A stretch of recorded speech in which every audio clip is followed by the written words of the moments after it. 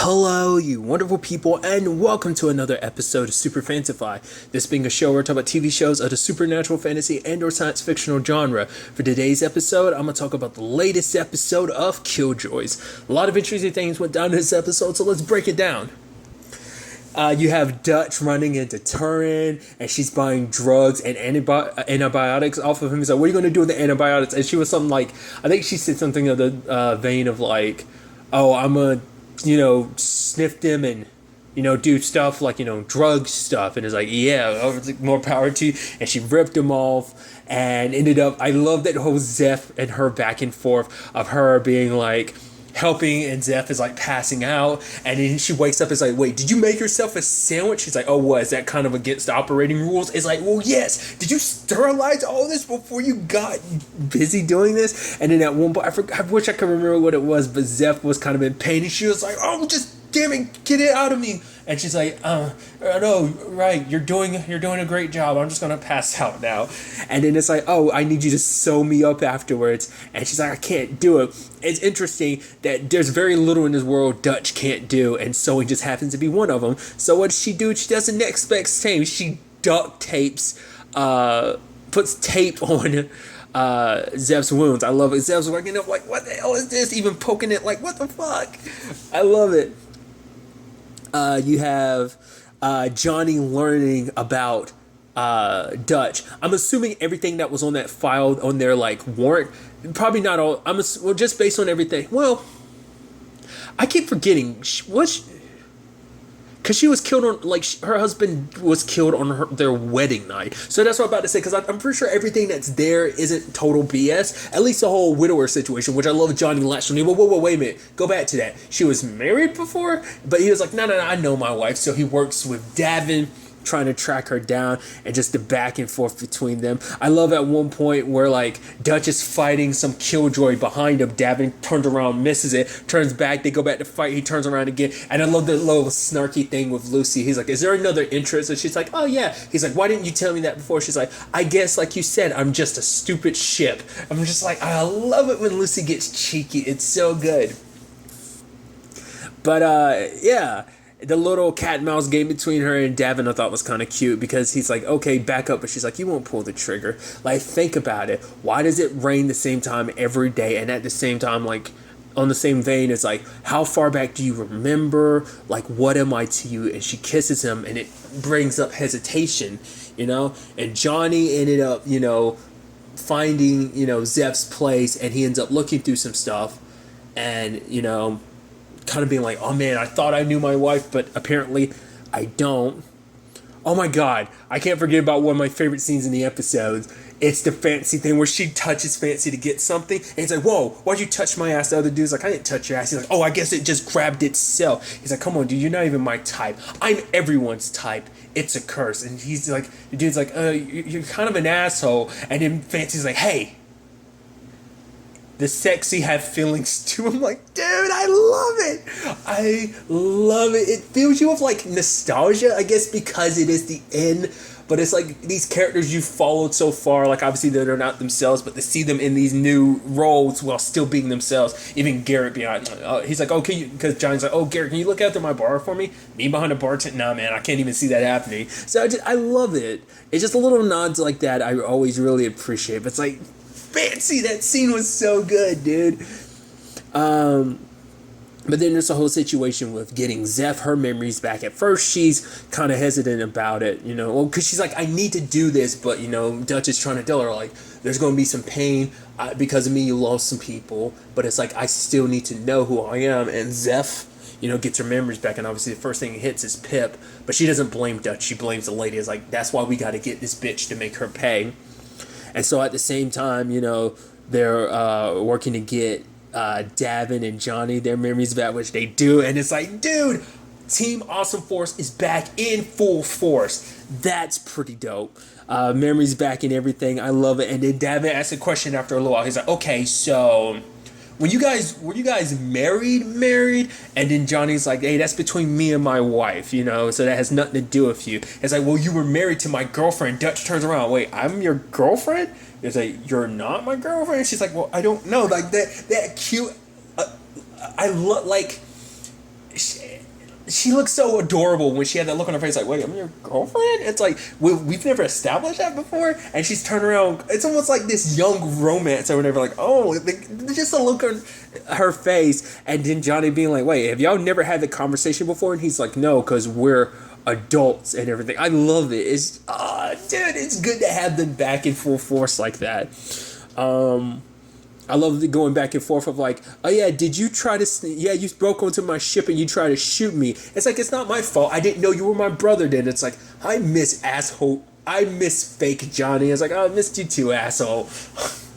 I love it. But also, it turns out, I don't even know if I brought them up last episode. I might have forgotten to talk about them, but those creatures, I was wondering too, like, what the hell are they? Zeph is thinking they might be like her species, which is like, yeah, I think I'd completely forgotten about that until I rewatched season 4 of like, right, she brought up like what she is. To a certain extent, she knows that she's like something super old and that she's the last of her species, and to survive, to kind of live forever, she kind of went into the green because her species was dying out, but now it's like she was trapped there. So what she is exactly, we don't know, but it's like, are these things her children? You know, is she trying to be like bringing, I mean, how did she go about creating her species? Like, the green is supposed to be going and destroyed, so like, what are they from? Like, have they been hidden somewhere? Like, did she reproduce in some shape or form? I guess maybe all the gases and stuff that she's releasing, that's terraforming everything, is creating them. Like, I'm curious like how they came to be.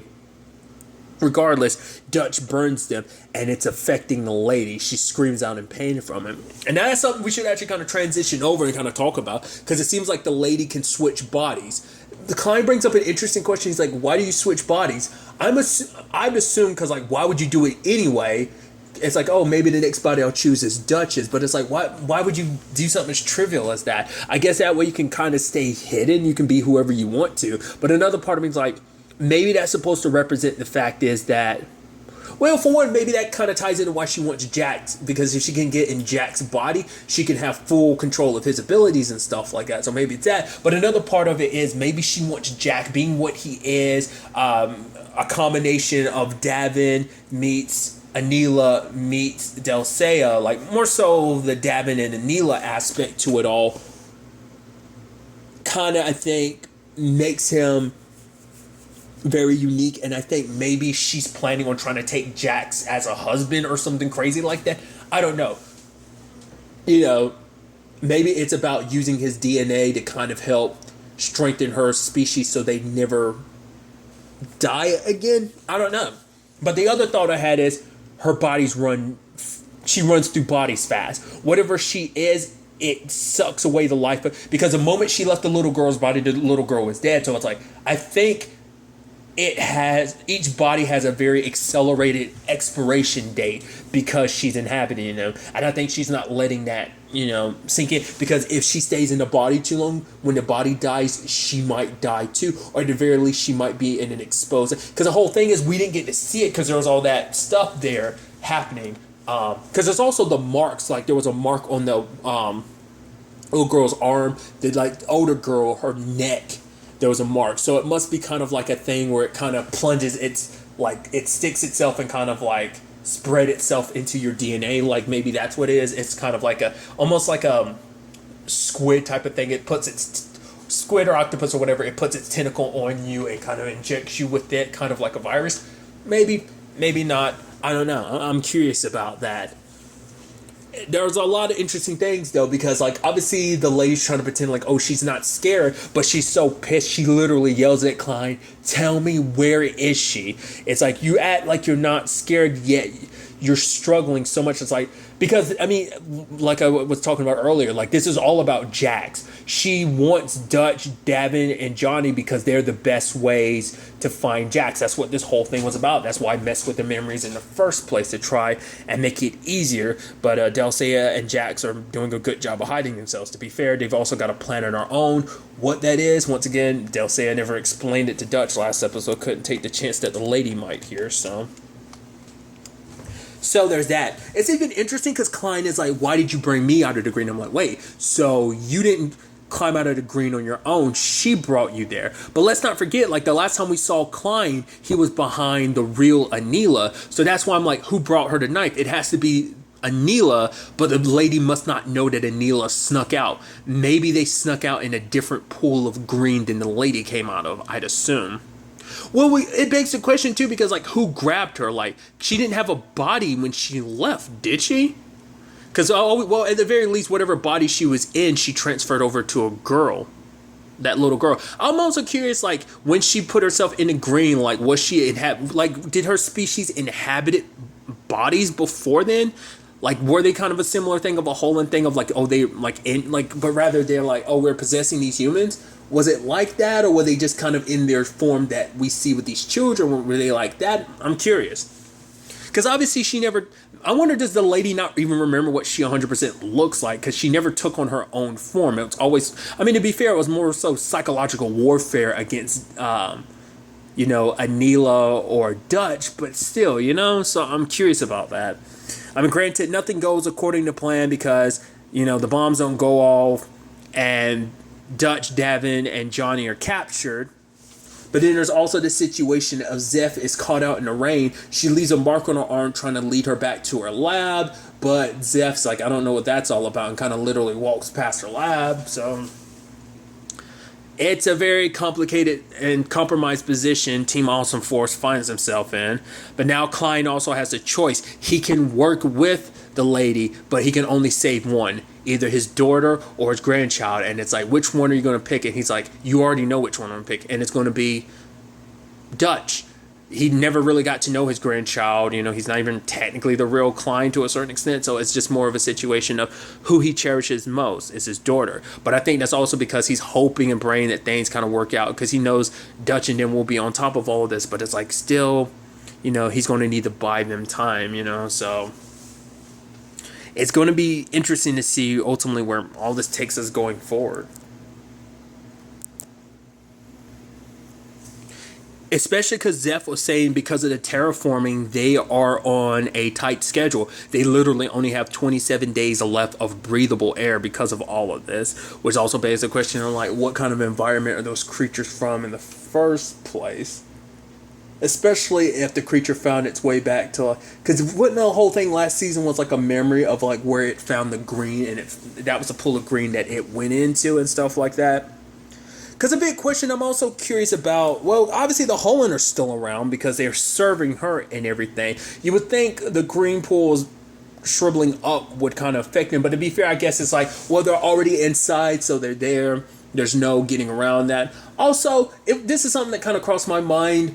after rewatching season 4, I think it's highly unlikely, but it was something in the back of my mind. I was like, you don't think Pip is still alive? I don't think so. I think he's gone. But it's just like, the fact is, it's like, obviously the whole meet me in the middle thing is meant to be like a reference to their whole thing, but part of me still wonders, like, do you think that was kind of like code for something? I doubt it. Like, it makes me think that. Like I said, just rewatching season 4 made me think that, but I'm pretty sure he's definitely gone. Like, you never know. It's just, like I said, some flicker part of my mind was kind of thinking like that, so I'm curious.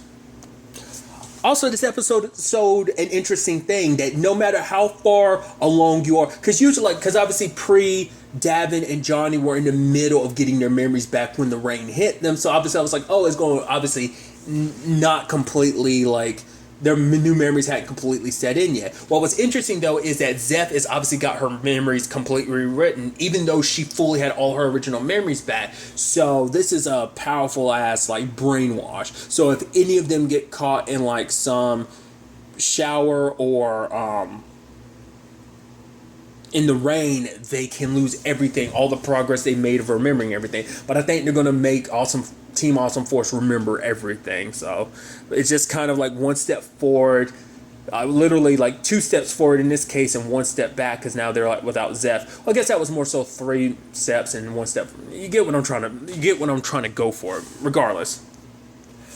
Oh yeah, I also forgot that whole thing with Turin, which I love. It's like, oh, you think pointing a gun's going to scare me? How we're not scared of anything. And the dude that's with Turin ends up running away. He's like, what the hell? I fed him too and everything. Don't worry, it all kind of evens out in the end. It's like, okay, you won't help us? All right, you want things to kind of even out? You get to punch him. Wait, what? It was his wife that kind of ripped you off, and he takes a good shot at Johnny. And it's like, oh, was that Turin under the spell, or was there some part of Turin that probably really enjoy that. The real term probably was excited about that. So just thought that was just kind of interesting little thing to add at the end. But like I said, I'm very interested to see where this all goes. Like, what the lady really has in mind, what she has planned. Like I said, what's next for Team Awesome Force? How will they find their way out of this? We'll ultimately have to wait and see. But really, that's all I want to talk about. Until next time we meet, be happy, be safe, live life to the fullest, and enjoy it. Good day and goodbye.